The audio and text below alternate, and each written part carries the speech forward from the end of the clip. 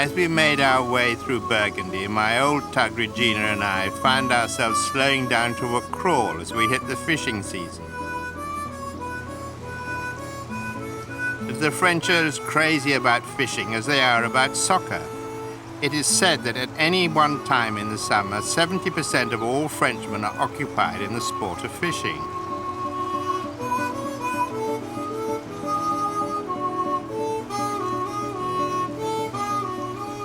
Fishermen often complain about boats disturbing the water, but I've seen fish that think the boat coming was an even bigger fish and strike out at any old bait. Anxious faces await the draw for their place in the fishing competition lineup. I shouldn't have thought it would make any difference at all unless you've been secretly feeding the fish at dead of night and had trained them to come to a certain spot. But this actually happened to me once. I was woken at 4 o'clock one morning by a man who'd been salting the spot for months, where I was moored for the night. He was horrified to find me parked there when he came to throw more food down whilst it was still dark. The 14th of July, a national holiday to commemorate the storming of the Bastille, is a favourite day for fishing competitions because all the locks are closed and no boats can move. Fish must dread the 14th of July as much as the aristocrats of the Ancien Régime, for it would seem to be their time of maximum risk. But on second thoughts, perhaps the fish know a thing or two and aren't tempted much by the lures and baits of the competition crowd. Judging by the results, the fish were winning hands down. I used to think that fish were part of nature's bounty till I found out recently that the fishing clubs stock the rivers and canals with fish to keep their members happy. I supposed it should be classed as a spectator sport like the others.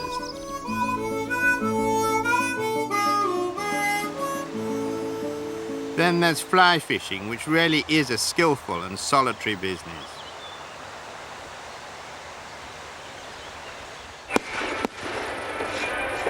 On the night of the 14th of July, Regina and I found ourselves in Nevers.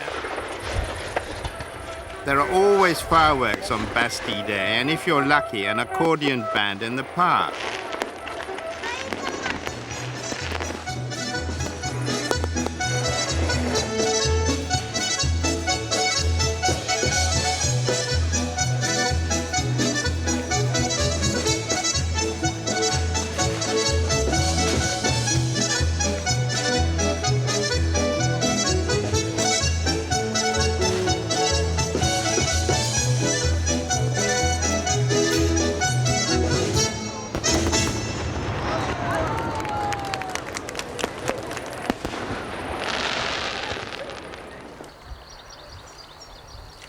As I was moored not far from the famous vineyards of Chablis, I set off to buy the main ingredient for a recipe I'd been told about, jambon au Chablis.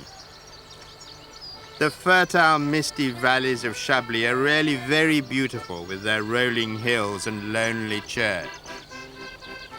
When these little chaps grow up, they'll make about half a pint of Chablis, which is just about what I need for my cooking, but I can't wait that long.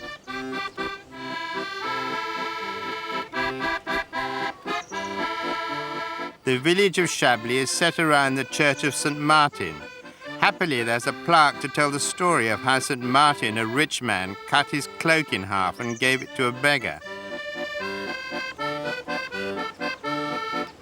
Bewildered by the plethora of signs advertising wine merchants, none of which were open, I found a pretty girl who was happy to sell me a bottle of cooking Chablis. The good stuff is wildly expensive, though quite delicious. Whilst I was in cellar country, I came across a fund of useful information for crossword puzzlers. The Magnum is 2 bottles. The Jeroboam is 4 bottles. The Rehoboam is 6 bottles. The Mathusalem represents 8 bottles. The Salmanazar represents 12 bottles. The Balthazar is 16 bottles. There is a bigger bottles, which is called Nabucodonosor, and it represents 20 bottles.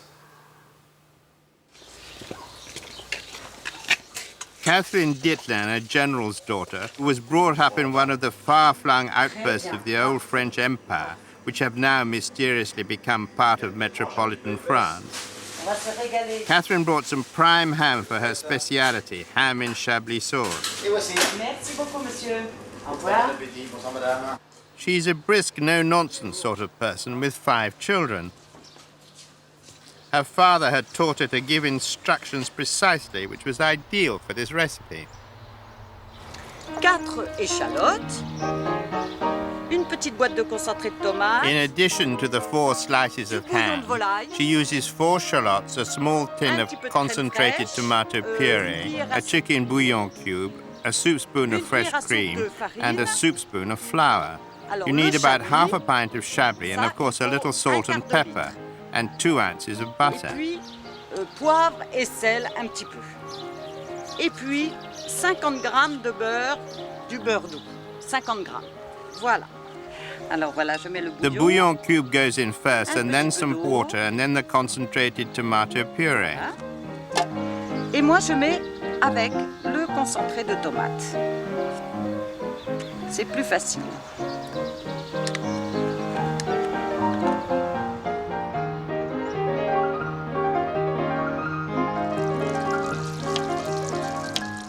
The chopped shallots go into the melted butter in the pan.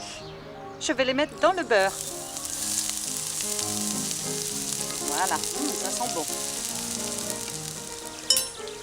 Roux.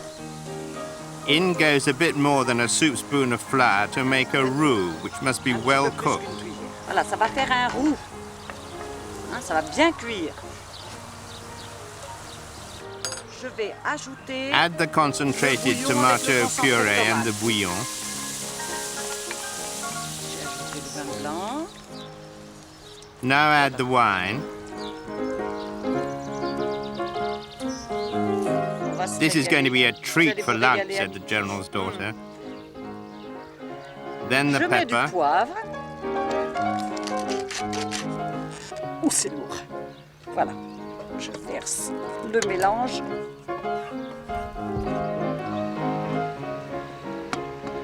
A really big spoon of cream. Voilà.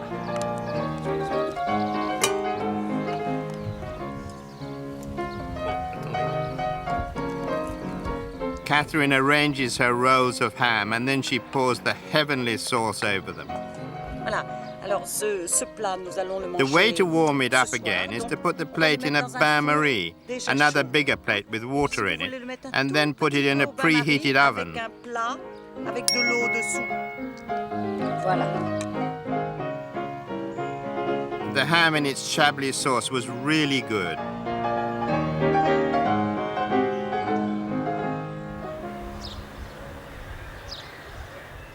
The old town of Tonnere has many secrets. The most fascinating is the fosse d'Yonne. Water has always gushed from hidden depths. In the 18th century, the Marquise d'Uz had a lavoir built around it so the local women could wash their clothes in the clear waters. The women who lived in the houses surrounding the pool had the right to do their washing on Mondays. On Wednesdays, the rest of the town were allowed to do their laundry. The cries and insults from the Monday women as they shouted down to the Wednesday ladies are a famous local legend. Although at least 2 divers in modern times have descended to find the source of the water, none have ever come back alive. There is apparently a vast underground chamber with a fierce torrent that sweeps everything away. After all that water gushing out of the ground, I fell to thinking about the fact that I had a 200-gallon tank on my boat. I found I had to fill it up about once every 3 days. Even on a boat, you have to have a bath once a week, whether you need it or not. Nothing like a drink in the bath.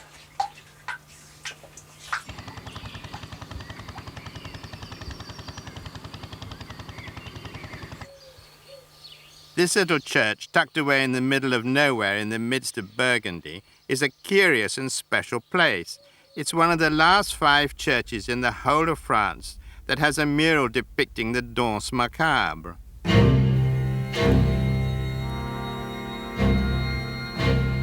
Contrary to all the tenets of both communism and capitalism, the message of the murals is that no matter how rich and powerful you are in life, everyone is equal when they're dead. Not a particularly jolly thing to look at during the service, but food for thought nonetheless.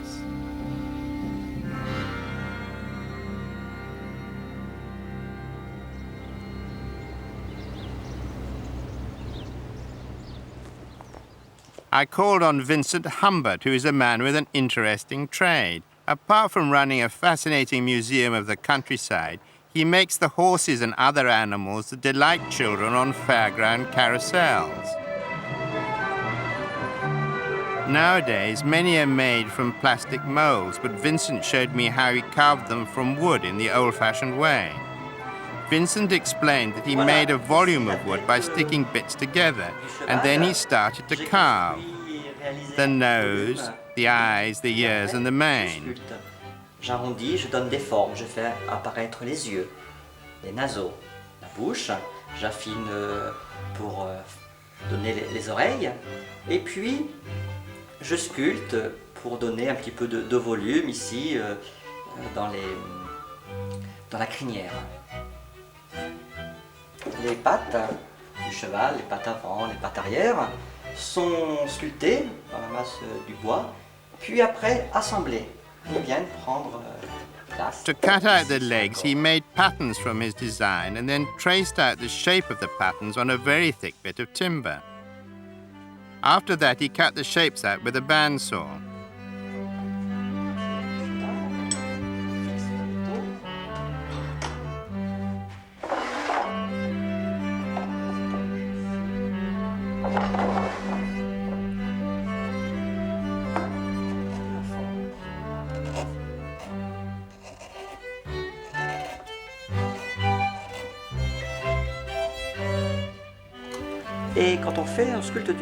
You have to be very careful, Vincent said, when you're carving against the grain. It's easy to make a mistake and ruin the work, and then you have to throw it all away. Et tout le travail fait avant sera perdu. Et il ne faut pas, ce serait du bois gâché, du bois perdu.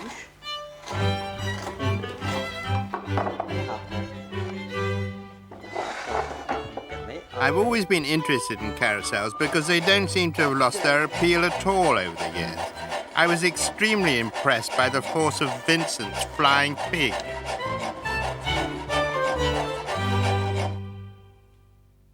Here's one of the old horses, a real prancer. At Vincent's suggestion, I popped into the museum next door and found myself at once in the nursery section.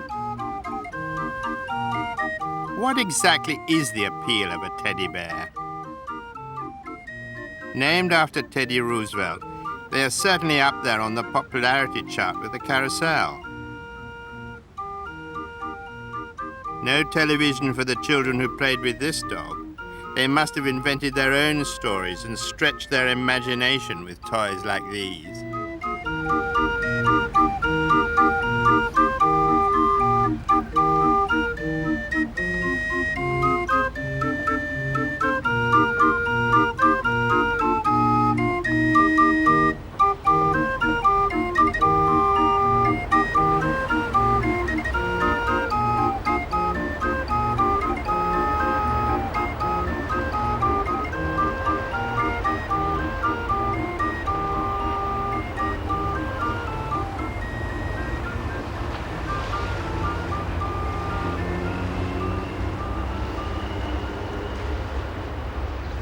One of Mr. Eiffel's other masterpieces was the canal bridge over the Loire. Finished in 1894, it was, like the Eiffel Tower, a triumph of riveted construction. For over 100 years, it's been resisting shocks like this when a barge weighing over 400 tons cannons into it. Before the invention of welding, all heavy metal construction was riveted. From this bridge to the Titanic, the red-hot rivets were forced through holes in 2 pieces of metal. When they cooled, they expanded in such a way that they held the metal together.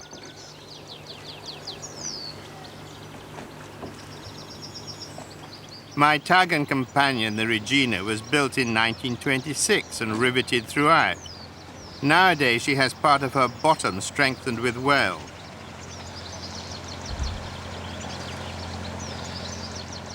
Of course, it had to happen sooner or later. I hit a stone on the banks of the canal and seriously bent the blades on my propeller. I was blocked where I was until Noel Lacroix, the local diver, could fix it. Vanessa helps her father into his dry suit.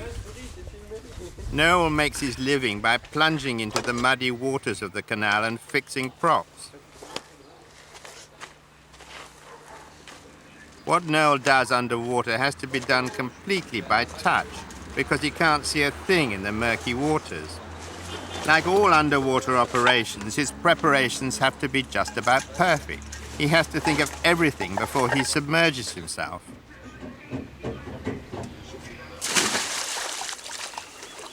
Qu'est-ce que c'est que tordu?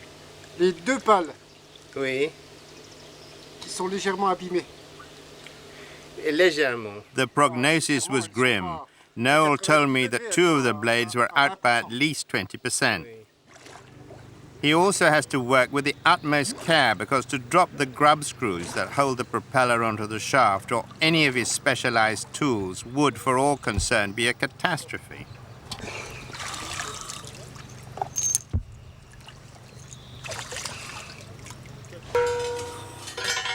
After a great struggle, he managed to get the propeller off and took it away and had it repaired.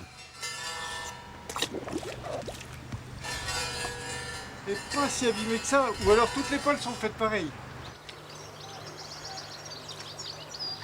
All over France, they make cheese, all different. None of them taste the same. French men and women support their favorite cheese like football club supporters, passionately and vociferously. It's little wonder that General de Gaulle complained wearily that it was very difficult to govern a country with 353 different kinds of cheese. This pretty cheesemaker told me the special formulas for her cheeses were created by her predecessor and were, of course, unique to her farm. She'd registered the trademark for her cheese, and that meant no one else could produce it in the whole of Burgundy. It's a soft cheese, she said, made from cow's milk, plain or with all sorts of herbs like sage and rosemary.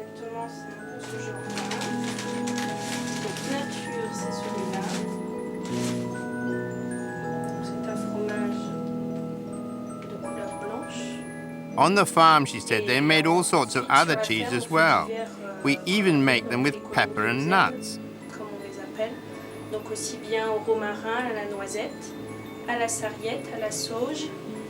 When I asked her which was her favorite, she said without hesitation, it was the one with the nuts. Noisette. Oui, oui, oui. Je remets le carouille? Oui. Oui.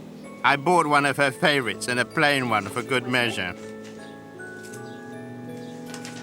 I had wanted to see how she and her husband made their cheese, but she refused because nowadays everyone is scared stiff by the food inspectors from Brussels and their Euronorm standards.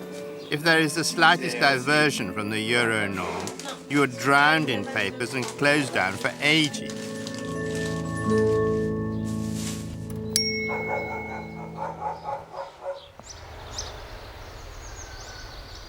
The beauty of the lush, rolling countryside of Burgundy belies the fact that one of Rome's greatest victories took place only a few miles away. Vercingetorix, the leader of the Gauls, was decisively defeated by Julius Caesar at Alesia in BC 52. One of the conquering Roman centurions, a certain Flavinius, liked it here so much that he settled down in this pretty village which bears his name, Flavigny. Flavinius had brought the seeds of the anise plant with him as a kind of medicine. The years and centuries went by, and the monks who lived here perfected the art of coating these seeds in sugar. The results are world famous. Catherine Trouba, the latest in the line of sweet makers, told me how she did it. I make my sweet with this aniseed, and after you have the candy. There is a very big difference between the beginning and the end of the candy. And this aniseed, I take it like, and I do my candy like a dragée. Instead of the almond, I put the aniseed in this big machine. It's because when a stone go down a mountain, Yes. at the beginning of the mountain, the snowball is very small. At the end, it's a big snowball. It's the same thing with sugar. These Ovaltines present are different Oscar of confiserie. That means like Oscar of movie, but for sweet.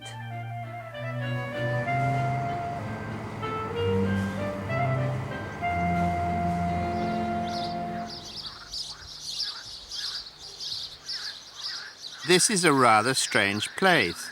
It's a very ancient fortified farm. Very little has changed here except the dungeon has been cleared out and used for storage. The lock on the door is just a massive bolt of timber, but nobody around here has the strength to open it, so they just leave the main gate open all the time.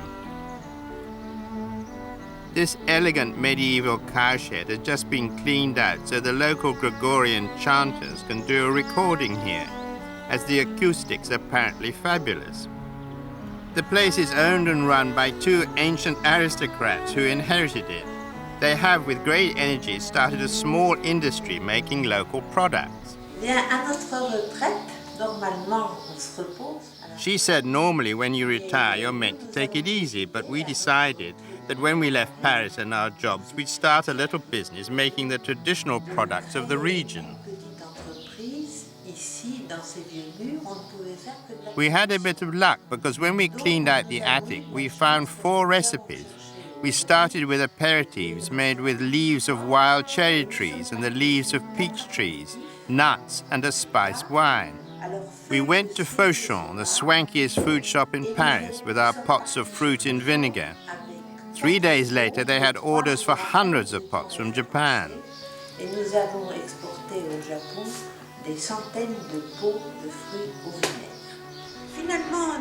We discovered an enormous cooking pot belonging to my grandmother in the attic, where vegetables had been preserved with a layer of rock salt and then a layer of vegetables and herbs, and so on till it was full. My grandmother used to do this every autumn so she could use the vegetables for soup all through the winter.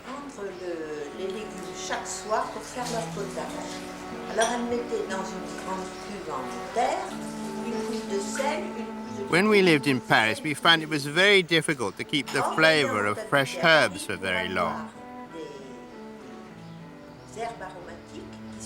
We discovered that if you put aromatic herbs in with the salt absorbs the flavor of the herbs. De mettre des herbes aromatiques dans le sel absorbe les parfums des plantes et les redonne au moment où on les met sur des mets avec des viandes ou des légumes.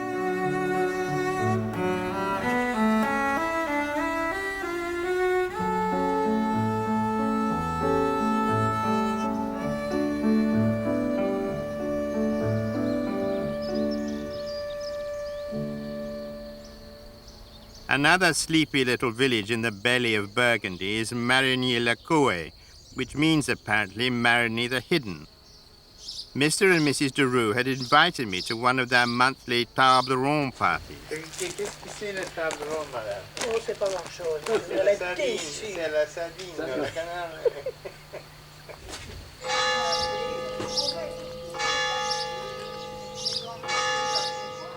The other guests started to arrive, and it wasn't long before I found myself sitting at a very large round table indeed for 28.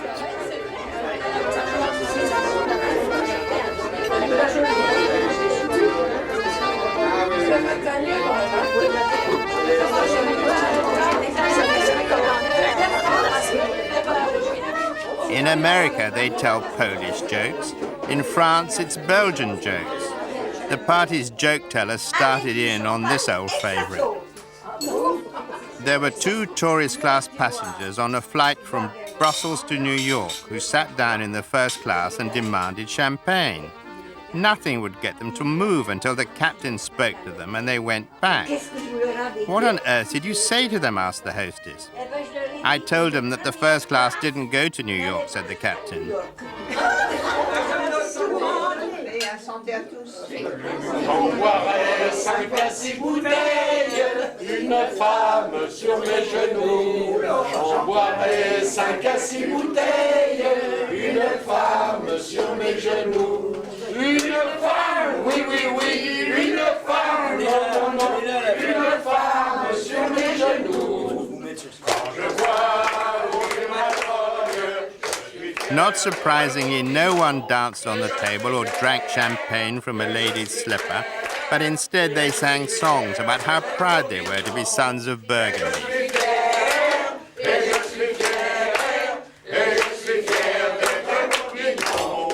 Joyeux enfants de la Bourgogne, je les aime mignons.